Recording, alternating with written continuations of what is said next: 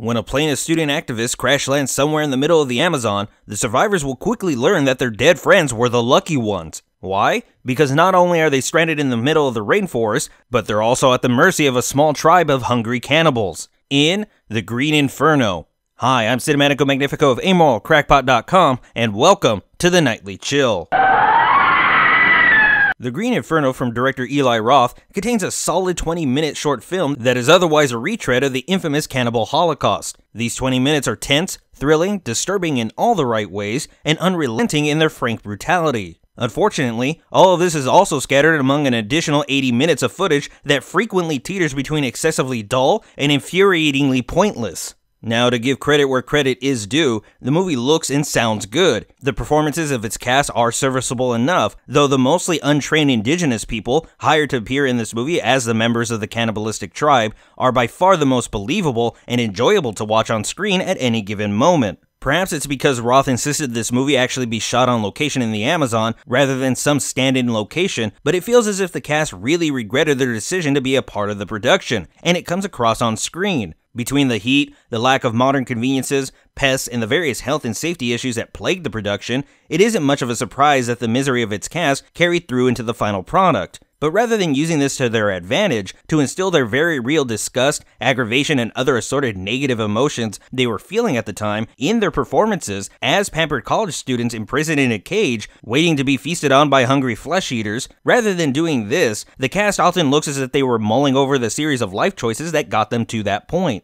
Now, I'm not even sure why this movie needed to be made. It's tedious, it's unoriginal, and it desperately aims to sit beside Cannibal Holocaust as a movie that has people whispering for years to come about its scenes of graphic and intense violence. The problem is that Cannibal Holocaust is already a thing, and it came out 35 years ago, a time when a wide variety of very real footage of graphic and intense violence wasn't readily and freely available at the fingertips of those who want to see it. Now, perhaps the movie's target audience is the sort that maintains some sort of intentional disconnect, something that affords them a degree of deniability in regards to the extent of their own morbid curiosity. They're curious about this sort of violence, but wouldn't dare visit one of the many websites and forums dedicated to cataloging such things in various formats. Fictional depictions of such things are as far as they're willing to go. If this were somehow the case, then it seems like a very specific and possibly limited audience to produce and market a movie towards. But seeing as how the Green Inferno more than made back its relatively small budget at the box office, and talks of a sequel are underway, this sort of audience is clearly just large enough.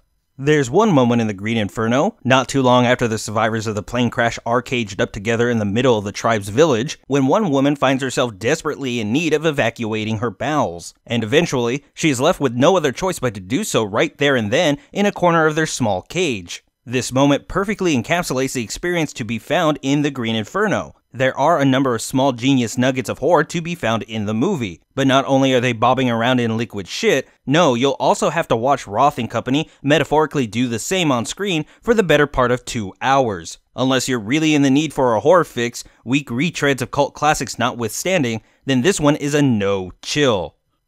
That's gonna do it for us tonight on the Nightly Chill. If you enjoyed this video, be sure to like, subscribe, and follow, and also be sure to leave me any questions, comments, suggestions for future reviews, and maybe even discuss today's movie at greater length.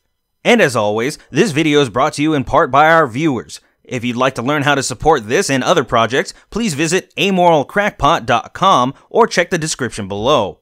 But until next time, y'all need to make like a tree and get out of here.